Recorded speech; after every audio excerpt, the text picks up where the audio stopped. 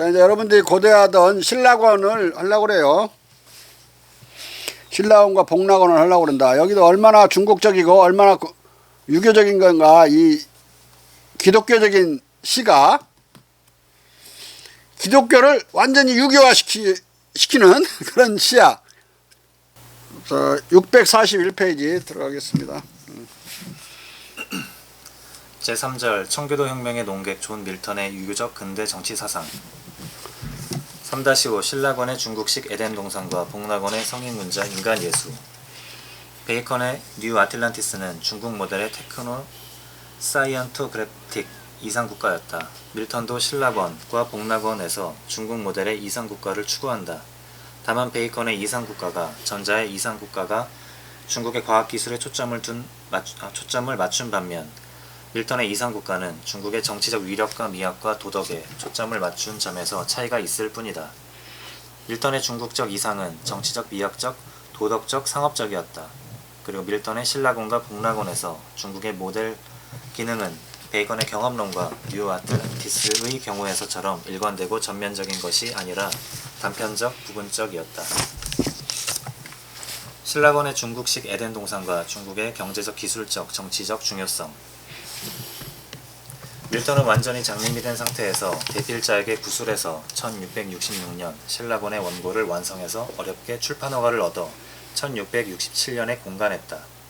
신라권은 공화국의 붕괴를 애도하고 그 실책을 후에 반성하는 내용인데 책은 18개월 만에 내진되었다. 그리고 4년 뒤에는 복락원을 발간해 절망과 희망의 철학을 둘 다 완결했다. 그러나 왕정복고 후에는 더 많은 중국 관련 책들과 연구서들이 공간되어 이 두 저서에 직접적이고 명시적인 영향을 끼치고 중국과 북경 그리고 중국의 기술과 문명 나아가 이 두 서사시의 구도와 미학적 영감, 낙원을 회복할 희망의 메시지가 여기저기에 스며들어 있다. 그는 복락원의 가능성을 유교적 성인군자와 같이 완전히 인간화된 예수가 여호와의 계시 없이 본성 도덕만으로 이룩하는 도덕성의 완성과 중국의 경제적 번영에서 찾았다. 신라권의 줄거리는 여호와가 거느린 천사의 3분의 1이 타락해 이루어진 악마들의 무리를 이끄는 천사장 출신 사탄, 루시퍼가 하느님에 대해 도전해 일으킨 하늘의 대전쟁에서 패배해 하늘의 북쪽에 있는 지옥으로 내쫓긴 것으로부터 시작한다.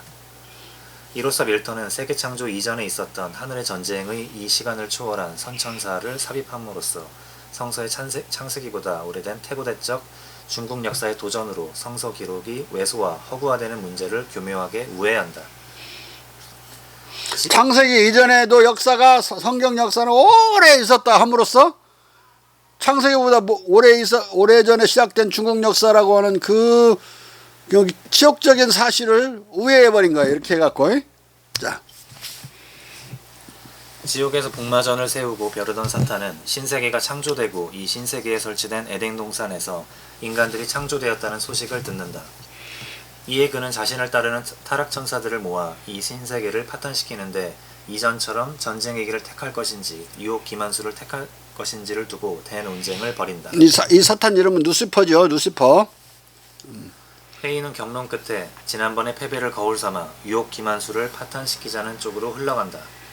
이에 따라 사탄이 사전 염탐의 일을 맡는다. 그 이전에는 무력으로 했는데 하나님과 하나님 천사들에서 완패당했단 말이야. 이번엔 그러지 말고 사기 기만으로 해보자. 그래서 아담과 이브를 꼬셔갖고 그 선악과를 먹게 만들고 이제 이런 일이 벌어지는 거예요. 자. 우주를 날아와 에덴 동산으로 무사히 잠입한 사탄은 에덴 동안에서 가장 높은 에덴 동산에서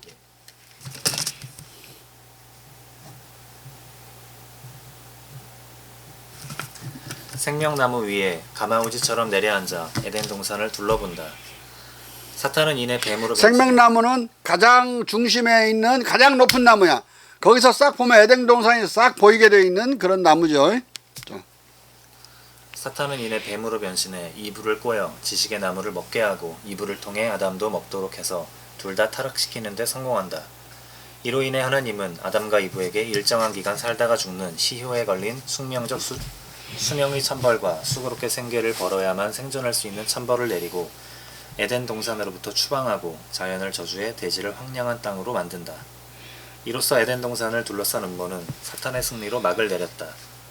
이때부터 인간은 에덴 동산 바깥에서 원죄를 짊어지고 땀 흘려 저주받은 땀 흘려 저주받은 대지를 갈아도 재화의 희소성에 시달리며 살아가게 된다. 아담과 이브는 자신들을 에덴 동산 밖으로 인도한 미가엘 천사로부터 하나님이 그리스도를 강생시켜 인류를 구원해 줄 것이라는 약속을 듣지만 이 구원의 희망만을 가슴에 안은 채 쓸쓸하게 낙원을 나온다. 미가엘 천사장이 사라진 뒤 아담과 이브가 고개를 돌려 지금까지 그들의 행복한 보금자리였던 낙원의 동쪽을 바라보다가 손을 마주잡고 방랑하는 걸음으로 느리게 에덴을 지나 그들의 호젓한 오설길로 접어드는 것으로 대서사시는 끝난다. 다 이제 이 신랑은 다 읽었어. 여기까지 읽어갖고 끝난 거야.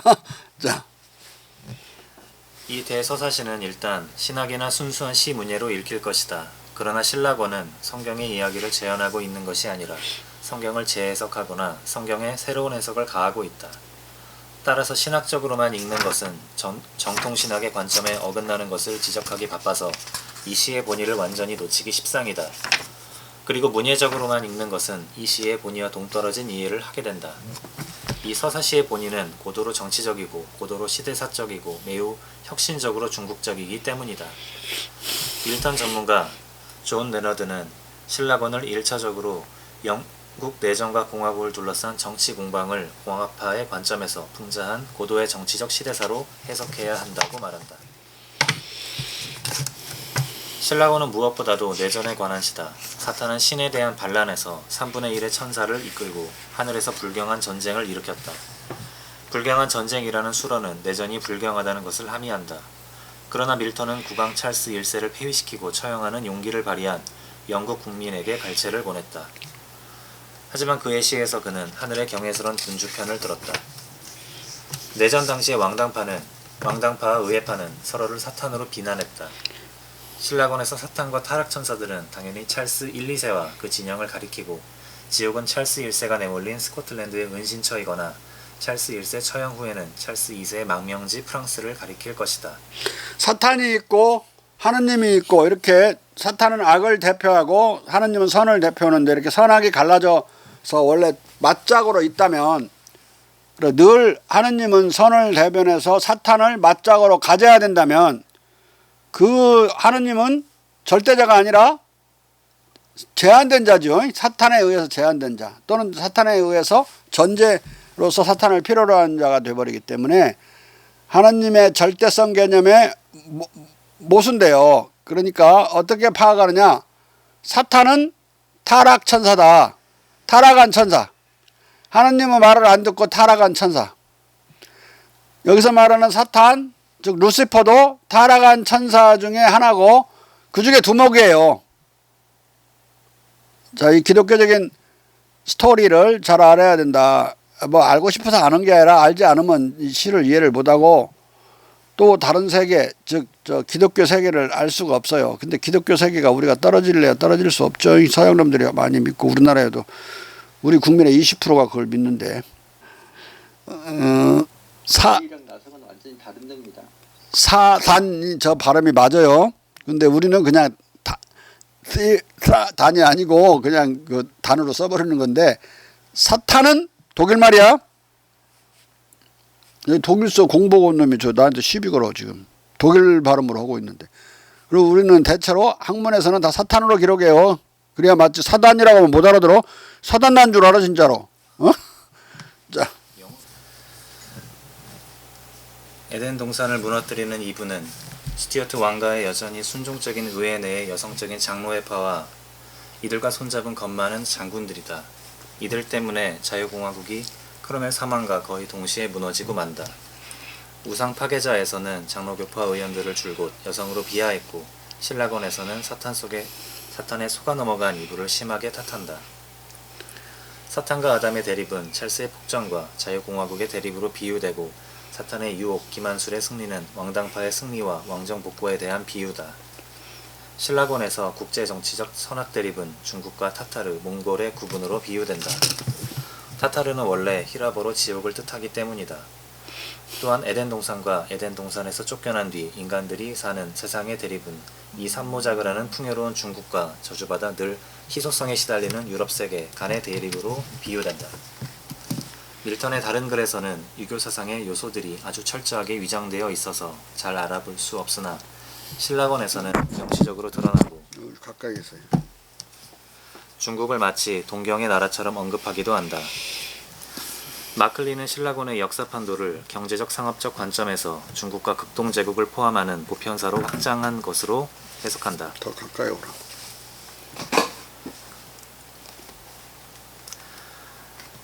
그러나 이 경제적 상업적 관심을 제국주의적 식민주의로 해석하는 것은 무리일 것이다. 밀턴의 관점은 제국주의가 아니라 앞서 시사했듯이 자유주의적 세계주의와 근사하다. 신라권에서 밀턴이 성서의 역사를 다른 식으로 말하는 것은 곧 공화국 붕괴 후에 17세기 보편사의 일반적 요청을 개주하는 것이다.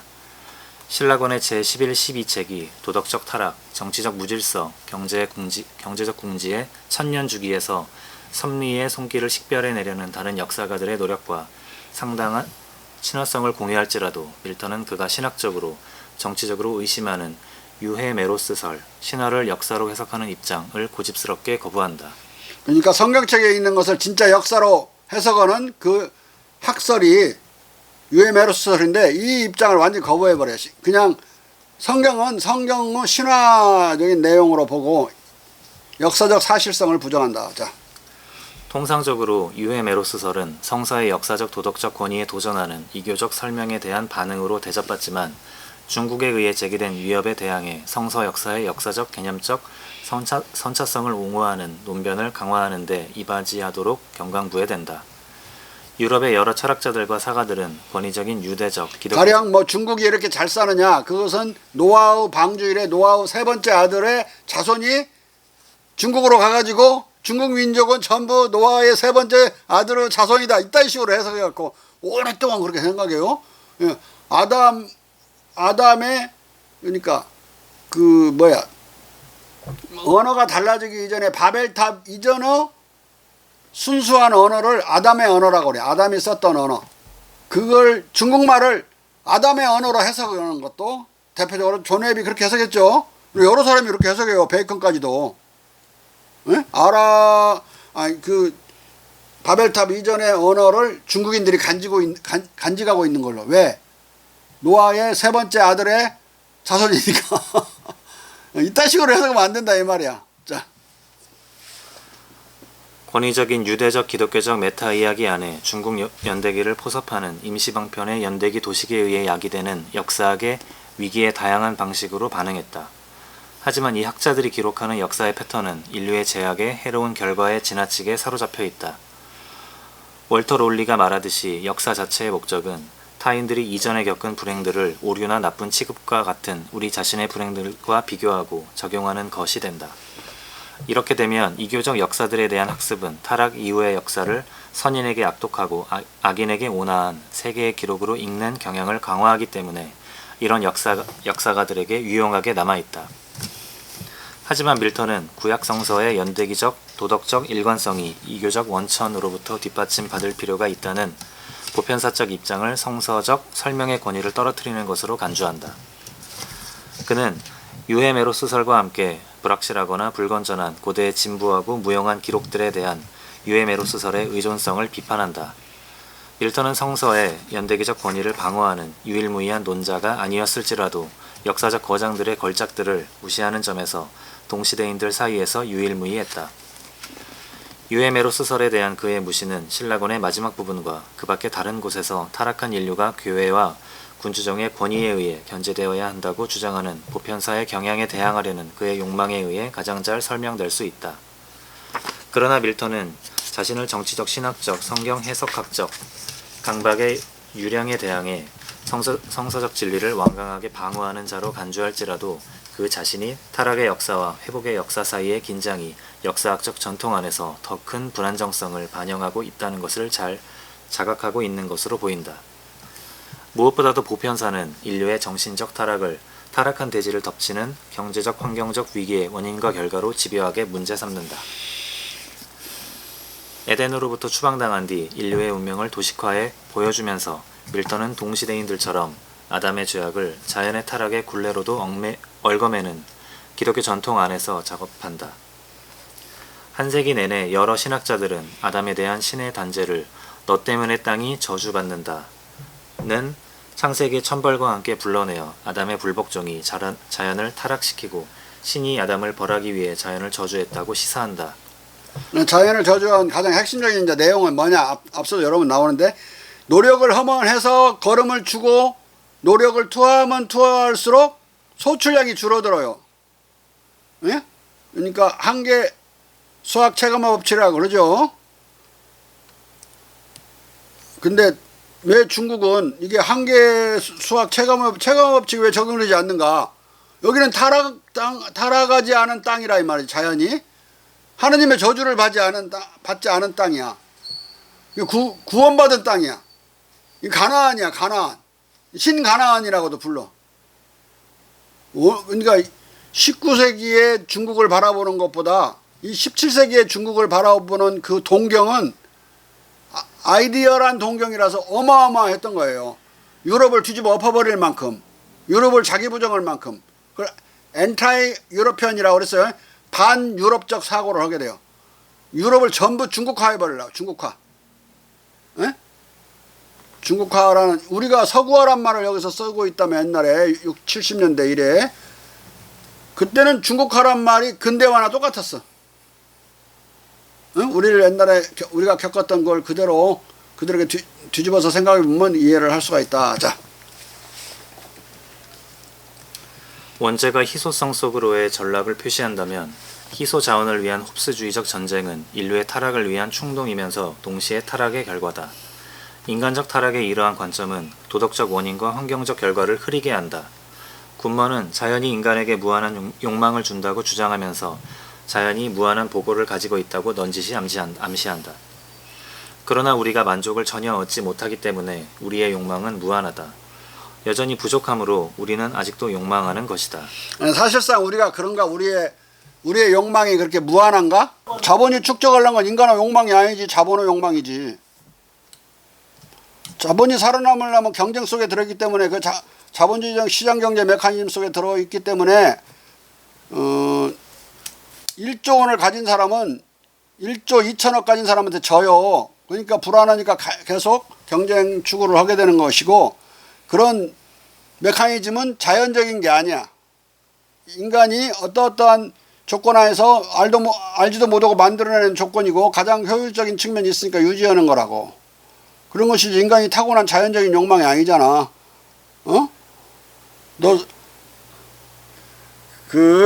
인간의 욕망은 역치라는 개념이 있어요. 어느 정도 만땅이 돼버리면 그 다음은 맛이 없고 재미가 없고 뭐 보기 싫고 여러 가지 그 역치로 나타나. 넌더리로 나타나. 넌더리. 막 모자랄 때는 안달로 나타나다가 그걸 채워버리면 역치로 바뀌어갖고 안달이 넌더리로 바뀌어요. 그래서 늘 우리의 욕망은 중도를 추구하도록 되어 있다. 자연스럽게 살면은 중도를 이루고 공자님 말씀대로 중용을 이루면서 살 수 있어요. 근데 우리는 두 가지 조건에 처해 있죠. 경쟁이라는 조건. 하나는 정치적 경쟁, 다른 하나는 경제적 경쟁이에요. 그 경제적 경쟁은 그냥은 생겨나지 않고 시장이라고 하는 메커니즘이 있어야만 좀 더 싸게, 좀 더 질 좋게 만들려는 경쟁이 생겨나는 거예요. 그렇기 때문에 계속 끊임없이 추구하는 것이고 사람을 늘 부지런하게 만드는 것이 이 시장이에요. 다른 하나는 정치적인 경쟁은 남이 나보다 조금만 더 권력을 많이 갖고 있거나 무기를 많이 갖고 있으면 죽는 수가 있어요. 저쪽이 조금 많이 갖고 온 것 같으면 싸움을 아직 안 했지만 나도 조금 더 권력을 더 쌓고 또 군비를 더 증강하고 그러는 거죠. 그런 경쟁 메커니즘이라는 새로운 메커니즘이 즉 자연스럽지 않지만 비자연적 이 메커니즘, 인위적 메커니즘이 들어서야만 인간은 끊임없이 자기가 피골이 상져보도록 그 권력 추구와 부력 추구를 하게 되는 것이다. 자, 인간은 욕망로 저절로 중도를 찾아가게 되어 있다. 밥 반 그릇 먹이면 배고픈 사람한테 안 달라요. 근데 한 그릇 먹어서 배부른 상황에서 반 그릇만 먹어라. 그러면 막 인심 쓰듯이 먹어줘. 그래, 반 그릇 먹어줄게. 한 그릇 먹으라고 이제 쳐 죽여도 못 먹어. 한 그릇 더 먹으라면. 때려 죽인다고도 못 먹어. 그 이전에는 밥 안 주고 반 그릇밖에 안 줬을 때는 안 준다고 때려 죽이려고 하다가 이제 거꾸로 너무 많이 먹게 되면 때려 죽여도 못 먹어. 그렇게 인간이 스스로 모든 욕망은 충족 지점이 중도에 있고 인간의 눈도 귀도 다 마찬가지예요. 너무 큰 소리를 우리는 못 들어요. 그리고 아주 귀청 떨어져 한다고 소음으로 느끼고, 또 너무 작은 소리도 안 들려요. 가장 적당한 크기의 소리, 일정한 범위 안에 있는 걸 잘 듣고, 이 조명도 너무 밝아도 우리 눈을 상하게 하니까 아주 찡그리죠. 막 선글라스 써버리지. 너무 또 어두워도 못 보고 아주 찡그리면서 보게 되고, 적당한 조명을 해야 한다. 눈도 우리의 오감도 다 적당한 그 역치를 찾아가는 거예요. 욕망도 그렇고. 냄새를, 좋은 냄새의 향수를 뿌리고 나가도 처음에 뿌릴 때만 냄새 나지만 나중에는 냄새 못 맡아요. 역치에 도달하는 거죠. 마찬가지로 무지하게 냄새나는 시골 화장실 들어갔다가 완전히 그 극기 훈련 하는 셈치고 들어갔다가 나중에 지나면 냄새 안 나. 그러듯이 어느 선을 넘어서 버리면 그 자기 감각이 작동을 않게 된다고. 자, 군머는 자연의 보고가 무한하다면 희소성, 전쟁, 환경 타락은 영원히 저지될 수 있다고 넌지시 시사한다. 그런데 자연이 무한한 보고가 없고 일반적 희소성과 궁핍 속으로 전락한다면 우리는 평화로운 시간과 큰 노고에도 불구하고 기근을 지속적으로 겪어야 하는 것으로 보인다. 그러므로 우리는 자연 외에 아무도 탓할 수 없고 더구나 우리는 자연이 우연히 병들었다고 생각할 수 없다. 우리는 회복을 예시하는 어떤 상징도 어떤 표시도 어떤 외양도 보지 못했기 때문이다. 군무원이 묘사하는 타락, 즉 더 많은 노동에 더 적은 소출은 자연의 그릇된 약속에 대한 정죄이고 보편사의 출발점적 마이너스 조건, 즉 도덕적 현지에서 강화되는 결과들, 즉 한계 수학의 체감, 가격 등귀, 도덕적 타락, 전쟁 등에 대한 군멍과 그의 기독교 세계의 인정을 표시한다. 자연의 타락이 경제적 공궁, 질병, 굶주림으로 나타나는 만큼 자연의 무한자원의 비전은 인류를 내적으로 사적 악덕으로 부식하고 외적으로 폭력, 반란, 무질서로 폭발하는 좌절된 욕망에다 내던져 둔다. 이 때문에 타락 이후의 역사에 대한 유대교적, 기독교적 이야기의 방어자들에게 중국은 유일한 문제를 제기한다. 왜냐하면 모든 유럽인들이 타락에 돌이킬 수 없는 표시로 여겨진 무질서, 희소성, 인플레이션을 중국이 면하거나 극복했다는 데 동의하기 때문이다.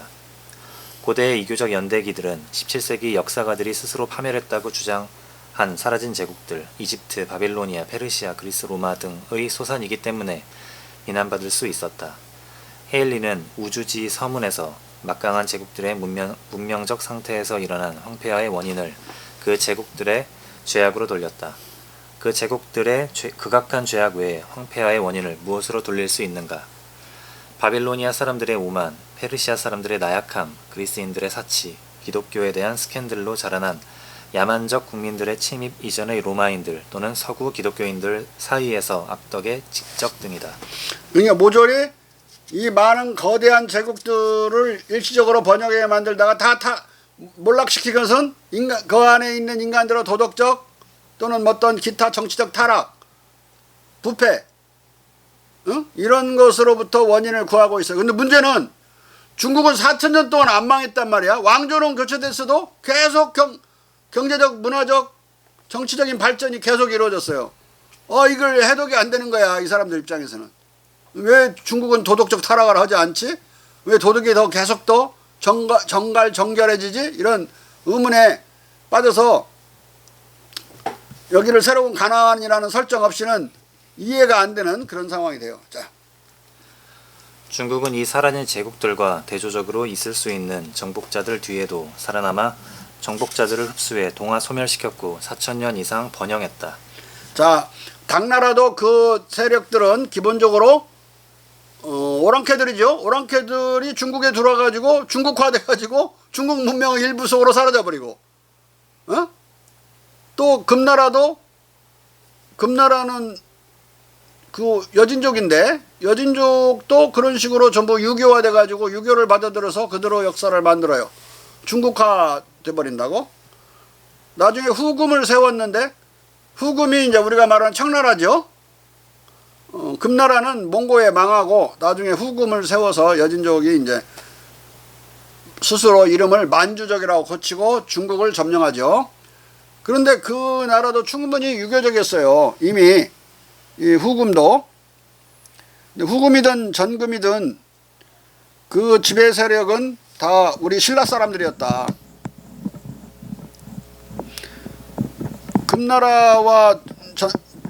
금나라와 청나라의 지배민족의 아니 지배종족 지배부족의 성이 뭐지?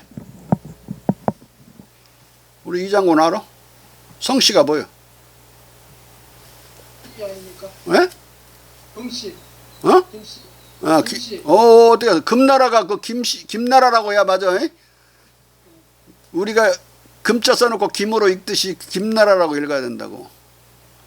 근데 저기 경순왕의 아들 김부 들어갔어. 마이태자의 자손들이 남은 자손들을 다 이끌고 여진으로 들어가서 거기에 지배종족이 됐죠. 원래 그리고 여진족과 신라 사이에는 오래된 친교 유교 관계가 있었어요. 이제 망했을 때 이제 그들이 가서 지배민족이 되는데 금나라를 세웠을 때 그 왕족은 김씨였다. 그래서 김 그러면 아이신이야. 만주어로 여진족어로 아이신. 이? 그리고 씨는 김씨 할 때 씨는 가로라고도 하고 이제 한자로는 애신강나라고 써요. 애는 신을 새로운 신자 신을 사랑한다. 각은 생각할 각자 라는 신라할 때 라자야. 신라를 사랑하고 신라를 잊지 말자 그런 성씨를 가지고 있어요. 우연의 일치인지 몰라도 아이신가로가 애신강나로 표현될 때 그 김씨가 그 신라 김씨이기 때문에 왕족의 김씨 이 김씨의 표시로 애신강나를 다 달고 있었다. 강해제도 성이 애신강나 뭐야? 그리고 뭐 다 밑에도 다 마찬가지야. 애신강나야. 누르라치도 애신강나예요. 이름이. 후금을 세운 사람이죠. 후금. 우리 국민이야. 근데 조선시대에 만약에 명나라를 그렇게 너무 사라져버린 명나라를 받들지 않고 한번 내가 얘기했지만 이 금나라나 후금이나 또 따라서 여진족 또는 만주족 청나라가 우리나라 사람들이 통치하는 그런 종족이고 민족이라는 걸 좀 깊이 알았더라면 그렇게 청나라를 조선 내내 적대시해 가지고 청나라의 번영기의 높은 문화와 기술을 그래 거부하지 않았을 거예요. 그냥 오랑캐로만 생각한 거야. 계속 여진족이라고. 이미 금나라 때에도 충분히 유교화되어 있어 가지고 조선에 대해서 만만치 않은 유교적인 그 도덕을 요구하죠. 예의를 차리라고. 내가 형님이니까 너 형님이라고 불러. 계속 못 부르겠습니다 하고 쌈나잖아. 나중에 져갖고 이제 에이 형님 하는데 나중에 다시 쳐들어갖고 이제 얼마 형님이라고 하지 아버지라고 해. 아버지라고 못 얻었다. 그러니까 또 두 번째 쳐들어왔지. 그게 병자호라 이제. 첫 번째는 형님 문제고 싸워요. 두 번째는 아버지라고 부르니까 이씨 갑자기 형님이 아버지 되는 거야. 아빠 먹고 져가지고 얼른 이제 아버지 이게 된 거야. 그 싸움이 유기적 서열 싸움이에요. 그러니까 그렇게 많은 학살을 안 하고 그냥 졌다고 하니까 다 돌아간 거야. 전 세계에서 청나라에 정복된 민족이 자기들의 그 민족의 문화를 유지하거나 왕을 유지한 경우는 없었지만 조선은 그대로 왕의 전통과 왕조와 또 역사와 모든 우리의 풍습을 유지할 수 있었다. 또 몽고 때도 마찬가지예요. 한번 얘기했듯이 몽고의 전 세계가 점령당했는데 극서 지역만 점령되지 않고 폴란드, 헝가리까지 다 위태로운 상황에 빠졌고 폴란드도 점령당하죠. 다 왕을 없애버려. 폴란드는 그때부터 왕이 없어요. 귀족들이 돌아가면서 한 번씩 왕하는 상황이 된다고. 러시아도 마찬가지, 이란도 마찬가지, 인도도 마찬가지. 예? 왕조를 싹 없애버리고 몽고 문화로 막 깔아서 도배를 하고 복식을 그렇게 하라고 그러고 머리카락도 그렇게 자르라고 그러고 막 강제를 다 해요. 근데 고려는 못했다. 고려는 37년을 싸웠기 때문에 송나라는 12년 만에 싸워서 망해버려요. 몽고에 저항을 못하고. 근데 조선은 37년을 싸웠어. 삼별초가. 군사정권 시대에 쳐들어왔잖아요. 얘네들이.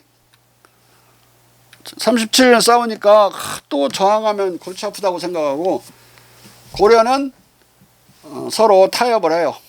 너희들이 졌다는 소리만 하면 너희들의 왕조, 너희들의 역사, 전통, 모든 강토, 풍습, 문화를 다 유지시켜 주겠다. 그것도 맞바꿔. 그래서 전 세계에서 고려만 하나 살아남는 거예요. 모든 왕조가 없어졌는데 그 기가 막힌 일이지. 역사를 그러니까 제대로 보라고. 내가 여러 번 말하지만 나라가 망한 뒤에 24개국이 제국주의 국가에 의해서 망했는데 24개국 중에 한 나라 대한제국의 자손 그 국민들만 임시정부를 만들어서 끝까지 싸웠어요. 임시정부를 만든 그 민족이 없어요. 임시정부는커녕 군대도 없어. 우리는 광복군이라는 군대가 그래도 상징적으로도 있었죠. 임시정부를 만들어서 정부를 가지고 있었던 유일한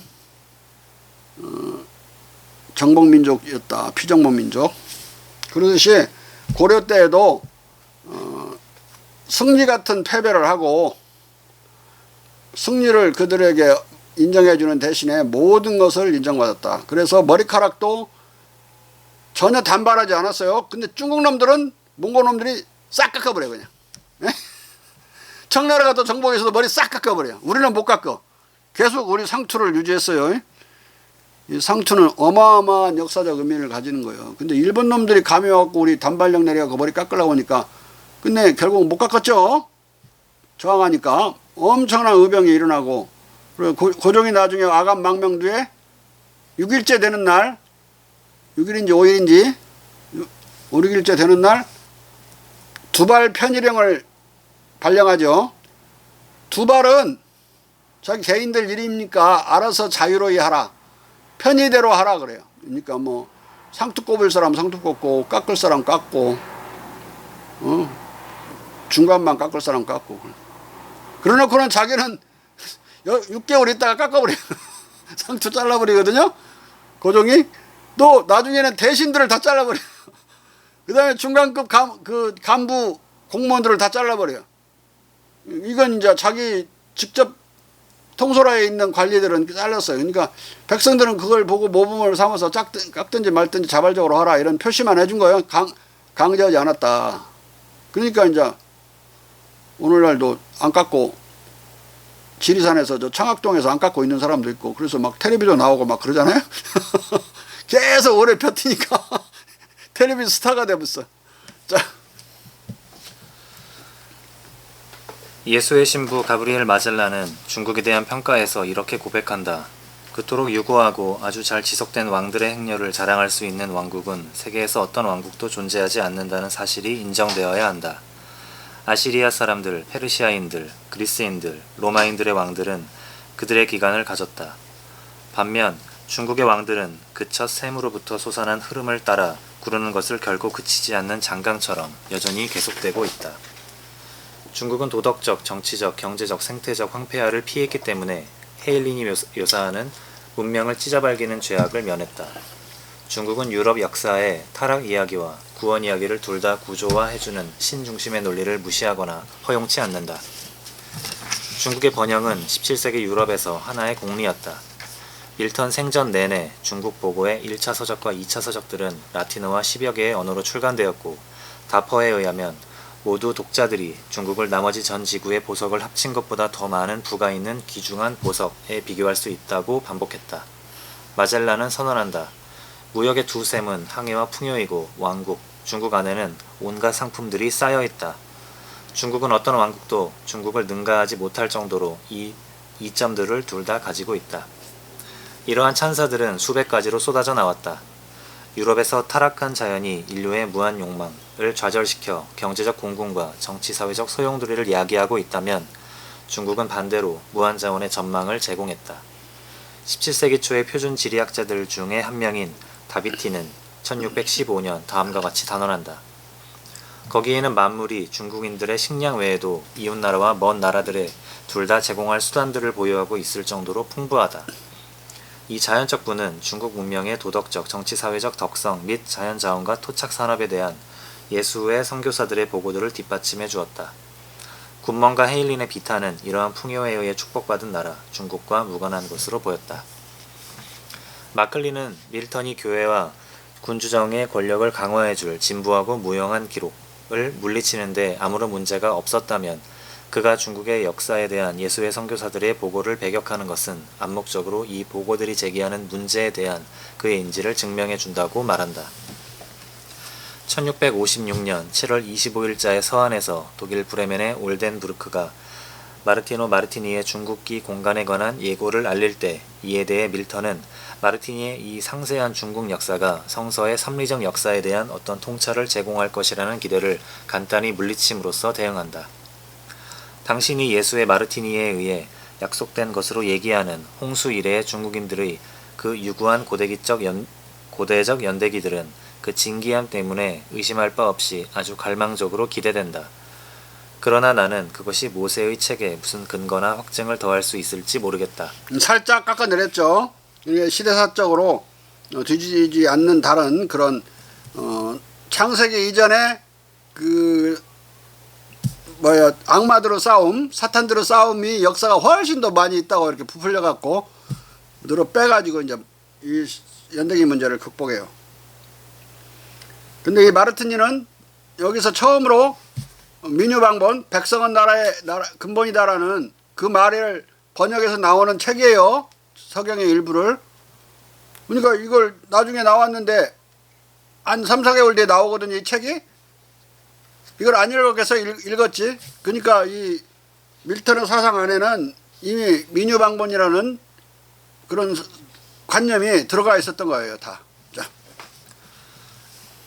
밀턴은 마르티니의 중국기가 유발할 흥미를 그 진기함으로 돌림으로써 중국의 유구한 연대기의 신학적 중요성을 배격하고 마테오 리치나 마르티니와 같은 예수의 신부들이 고지곳대로 믿는 중국의 고대적 유구성의 함의를 옆으로 제쳐놓는다. 유구성은 시간 문제인데 시간적으로 중국이 성경보다 더 오래되었다. 이걸 부정하려고 드는 거죠. 자. 올덴부르크에 대한 밀턴의 반응은 다른 방식으로도 확인된다. 그것은 중국 역사의 고대적 유구성과 중국인들의 덕성에 대한 선교사들의 묘사에 숨겨진 정치적 신학적 동기에 대한 회의를 담고 있다. 예수의 중국 역사가 기독교와 유교의 화해를 추구한다면 다른 유럽 필객들은 마테오 리치의 적응주의 노선에 자기들의 가정과 가치에 이상화된 비전을 투영했다. 영국에서 중국은 스튜어트 왕가에 대한 지지자들의 사상적 직결소가 되었고 승진을 꾀하는 왕당파들이 애호하는 화제가 되고 있었다. 마클리에 의하면 밀턴이 이런 맥락에서 예수의 마르티니를 냉랭하게 배격한 것은 그의 정적들이 예수의 선교사들로부터 끌어온 이념적 교훈에 대한 그의 강한 거부를 뜻한다는 것이다. 마클리는 밀턴이 성서 연대기의 권위를 무너뜨릴 수 있는 위험한 방향으로 치닫는 예수의 중국 연대기 해석을 부인한 것을 두고 이것을 연대기 문제 외의 중국 전반에 대한 예수의 보고까지도 심지어 중국의 정치적, 경제적, 도덕적, 미학적 중요성까지 부인한 것으로 지나치게 확대 해석하는 것으로 보인다. 이런 지나친 확대 해석은 앞서 그가 논한 유럽에 대한 중국의 번영의 의미조차도 밀턴이 디포처럼 유럽 중심주의에 집착해서 부인한 것으로 해석하는 것이고 이것은 신라곤과 복락곤에서 중국의 정치적, 기술적 위력과 도덕적, 미학적 탁월성에 대한 밀턴의 순수한 인정과 긍정을 해석할 수 없게 만든다. 그러나 밀턴은 유럽 중심주의자라기보다 자유주의적 세계주의자였다. 따라서 밀턴에게 사이드식의 오리엔탈리즘에 혐의를 두는 것은 그릇된 것이다. 밀턴이 배격한 것은 중국의 연대기가 제기하는 성서의 연대기 문제를 예수의 신부 보시어스, 웹 등의 방식으로 해결하는 것이었다. 그는 연대기 문제에 대한 완전히 다른 방식의 해법을 제시했다. 밍준 루에 의하면 신라곤에서 밀턴은 세계창조 이후의 인간의 시간으로 잴 수 없는 인간적 기억 이전의 하늘의 전쟁 또는 창조 이전의 하늘 시간을 전제하고 거듭 상세히 취급함으로써 중국의 고대사가 성서의 고대사보다 오래되었다는 심각한 신학적 문제를 완전히 우회했다. 신학적 문제, 신학적 도전이죠. 중국에 이것을 우회해서 그렇게 문제 제기를 그렇게 하면 안 된다. 이렇게 가르친 거예요, 사실. 따라서 중국의 여러 다른 측면들에 대한 밀턴의 인정은 그의 자유주의적 세계주의에 따라 견지되는 것이다. 밀턴은 연대기 문제보다도 더 심각하게 기독교적 유럽의 신학과 유럽 중심주의적 세계관을 뒤흔드는 극동의 번영과 도덕적 우월성을 의식하고 있다. 마클리도 이 점을 의식하지만 논의를 다시 지나치게 유럽과 중국의 경제적 상업적 측면에만 한정시켜 중국의 정치적 도덕적 문화적 의미를 소홀히 한다. 그럼에도 경제적 상업적 측면에 대한 마클리의 논의도 신라권 독해에 중요하다. 중국 제국의 경제적 번영은 타락하지 않은, 따라서 무한히 이용 가능한 자연의 오랜 꿈이 잃어버린 이상이 아니라 얻을 수 있고 이득을 볼 수 있는 현실이라는 보다 일반적인 희망을 주었다. 세계사를 쓴 월터 롤리는 이 책에서 남부 중국과 동남아시아에서 일반화된 이모작의 정보로부터 추정해서 동방에다 보편적 풍요에 이상화된 기운을 투영한다. 역사적 시간이 아담 부부와 자연대지의 타락의 결과라면 에덴은 오로지 배경적 구성체, 즉 경제적 경쟁과 생태적 황폐화에 의해 특징 지어지는 타락 이후 자연에 대한 대립상으로서만 묘사될 수 있다. 그러므로 땅의 비옥성은 독자들에게 잃어버린 에덴의 실상이 어땠는지를 상상하는 것을 허용하고 롤리의 역사적 신학적 이야기를 확증해준다.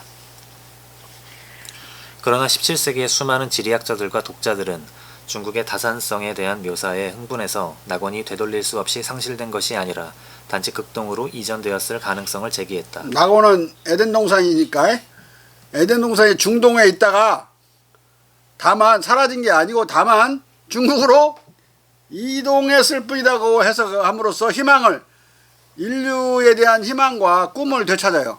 그 이전에는 절망적이었죠. 노력을 하면 할수록 자꾸 수확량은 떨어진다면 인간들은 엄청나게 서로 싸우고 희소성을 둘러싸고 싸워야 될 게 아니겠어요? 그런 아주 부정적이고 절망적인 세계관이 거치기 시작하는 거예요. 중국을 통해서. 자, 이 장소 이전은 예언적 신앙의 레토릭을 변증법적으로 관련된 공포와 욕망의 담론들로 전환시킨다. 중국적 가치들을 이상화하고 함의에 의해 유럽적 악덕들을 혹독하게 비판하는 동일한 평가들은 중국과의 무역이 이런 풍요의 물질적 혜택을 유럽 시장에 가져다 줄 수 있다는 믿음을 활성화시키게 된다. 1615년 다비티는 중국의 비옥성을 경축하면서 예수의 자료로부터 빌려와 롤리의 에덴을 상기시키는 복락원의 비전을 불러일으킨다. 토지는 연중 3, 4회의 수확을 가져다주고 그것들이 우리의 것과 다르기 때문에 여기서 알려져 있지 않는 많은 다른 것들 외에 스페인에서 자라고 있는 것들과 유사한 온갖 푸른 것들과 굉장한 저량의 다양한 과일들을 산출하고 이 과일들은 지극히 좋다. 다비티는 낙원을 소비의 견지에서 특징 지음으로써 르네상스 신화의 지상장원 개념들을 재구성하고 있다.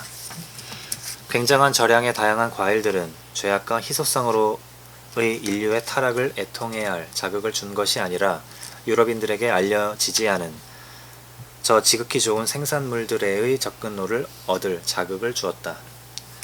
마클리는 다바티와 같은 묘사에서 다비티. 예. 다비티.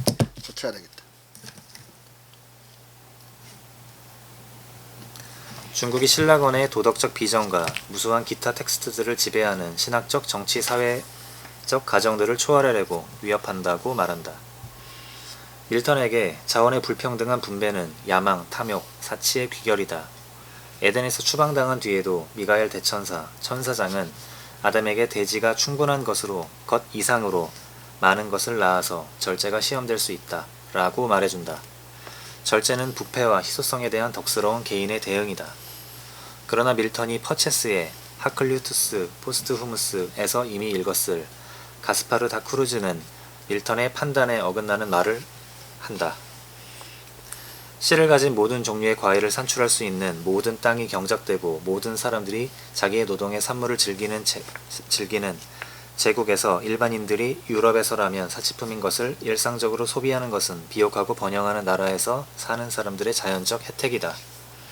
이 관점에서 또 다른 에덴의 전망, 극동의 반낙원에 대한 전망 속에서 밀턴의 동시대인 존 웹은 어느 나라가 인류의 세속적, 영혼적 구원을 위한 신의 도구임에 대해 요구권을 가장 잘 제기할 수 있는지를 묻는다. 밀턴에게 특히 왕정복고 이후 원죄와 타락의 결과라는 말이 통하지 않은 것으로 보이는 이교적 중국 제국의 본보기는 예언적 역사에 대한 그의 비전 바깥에 놓인 수수께끼로서 재빨리 가장 잘 무시되어 왔다. 원죄로 인해 신에 의해 저주받은 메마른 땅에서 경제적 구원의 길이 거의 불변적으로 캄발루에 정해진 만리장성으로 통한다는 캄발루는 북경이에요. 대부분의 교육받은 유럽인들에 의해 공유되는 밀턴의 확신이 없다면 중국은 사실 완전히 없어도 될 것이다. 그러나 신라곤의 자유주의적 세계주의의 도덕적 비전은 중국의 역사적으로 지속된 번영과 위력 및 중국 미학과 기술적 선진성을 충분히 인정하고 받아들이고 있기 때문에 다비티와 크루즈의 저 중국관이 결코 신라곤의 지평을 초월하거나 신라곤의 구도에서 중국이 없어도 될 만큼 무시되어도 되는 것이 아니다. 심지어 제4책에서 에덴 동사는 중국 장원의 사라워지 미학도 충실히 구현하고 있기 때문이다. 밀턴이 대부분의 교육받은 유럽인들과 공유하는 캄발루에 정해진 만리장성으로 통하는 경제적 구원의 길은 또한 복락원의 지평도 초월할 수 없다. 복락원에서 십자가에 못 박히는 예수의 자기희생을 통한 인류의 구원, 즉 1인 덕자에 의한 낙원의 회복이 여호와의 계시 없는 유교적 본성 도덕과 성인군자의 살신 성인 모델을 바탕으로 전개되기 때문이다. 아무튼 밀턴도 중국의 경제적 상업적 중요성을 지시하고 있었다. 영국의 미래적 번영이 아시아 무역에 달려있다는 믿음은 17세기 중반 영국의 정치적 종교적 분파들을 가로질러 공유되었다. 어떻게든 이 극동으로 가야 돼. 그래서 극동으로 가기 위해서 동인도 회사를 세우죠. 인도와 중국을 구분을 못해요. 그 시대에는 중국이 인도고 인도가 중국이야. 자. 야수적 식민화보다 이런 유형의 평화적 무형은 밀턴에게 타락 이후 역사의 폭력, 즉 타락한 세계에서 인간적 영광의 최고치에 도달하는 무한한 인간사륙에 대한 매력적 대안을 제공한다. 이 지점에 이르러서는 마클리도 비로소 밀턴이 젊은 시절부터 극동과의 무역의 가능성에 매료되었었음을 인정한다. 일찍이 1626년 케임브리지 대학 재학 중에 밀턴은 모스크바 약사를 집필했고 여기서 상당히 즐겁게 러시아의 동부 경계로부터 카테이의 만리장성에까지 그들을 따라가도록 나를 끌어당긴 이런 저자들에 매료되었다고 고백하고 있다. 카테이의 만리장성, 카테이는 중국이요. 또 더 중국을 달리 부르는 말이죠. 뭐 카세이 항공이 있죠. 오늘날도 에어웨이. 중국이라는 말이 또 다른 말로. 자. 모스크바 약사가 하클류트로부터 퍼체스까지의 잘 알려진 이야기들을 편저하고 있을지라도 이것은 밀턴이 동시대인들과 같이 러시아를 단순히 중국으로 가는 루트의 통과 지점으로만 취급했음을 시사하고 있기 때문에 의미심장하다. 가령 퍼체스는 밀턴이 유학하고 있는 1553년 모스크바 무역 회사의 첫 여행의 의도를 중국과 다양한 다른 지역, 다른 영역, 섬, 미지의 장소들의 발견으로 기술한다. 밀턴은 모스크바 약사에서 모스크바와의 무역을 개설하려는 영국의 노력에 관한 이야기를 재현하는데 많은 시간을 쓰고 있을지라도 퍼체스로부터 1618-19년 사이에 중국을 방문한 러시아 사절단의 긴 이야기를 발췌해서 이 제국에 관한 본질적 정보로 생각되는 것을 다음과 같이 간결하게 적어놓고 있다. 백성은 우상 숭배자들, 불교도 중국 백성을 가리키는 거야. 중국 백성은 우상 숭배자들이다. 우상 숭배를 불교를 우상 숭배라고 그냥 동일시했어요. 부처님을 이렇게 모셔놓고 절해 되니까 우상 숭배자. 자. 나라는 지극히 풍요롭다. 만리장성 다음에 있는 도시는 상품, 벨벳, 간자, 금옷, 직물, 많은 종류의 설탕이 풍부한 장가무다. 북경에서는 백성들이 아주 정대하지만 호전적이지 않고 다채로운 교육을 지극히 많이 즐긴다. 자, 이게 백성들이 아주 정대하지만 호전적이지 않다. 이 말은 도덕적으로 대단히 고귀한 사람들이 살고 있다는 뜻이고, 경제적으로 풍요롭다는 뜻이고, 많은 종류 설탕은 여러분들이 또 이해가 안 될 수가 있는데 여기서 말하는 것은 사탕물을 말하는 거예요. 사탕물을 졸이면 이게 설탕이 나오거든요. 사탕수수하고 사탕무하고 중국에서는 사탕수수는 안 기르고 사탕무만 길렀는데 어떤 것이 더 당분이 많이 나오는지는 비교가 안 돼요. 왜냐하면 토양에 따라 다양하니까. 근데 중국은 사탕무로 설탕을 만들었다. 설탕이 풍부한 나라라고 하고 있는 거죠. 예? 앞서 또 제일 먼저 우리가 영국 앞서서 말했지만은 안경, 오목렌즈, 볼록렌즈가 많은 나라 그걸 수입해서 쓰려고 그러죠. 안경이나 볼록렌즈, 뭔 렌즈는 다 서양서 들어오는 걸 아마 착각하고 있을 거야. 우리 이 장군도. 그지? 거꾸로 얘네들은 17세기 말에 중국에서 들어온 볼록렌즈, 오목렌즈, 안경 사가라고 그렇게 그 상어 뽀이가 소리 지르는 걸 써놨죠. 자.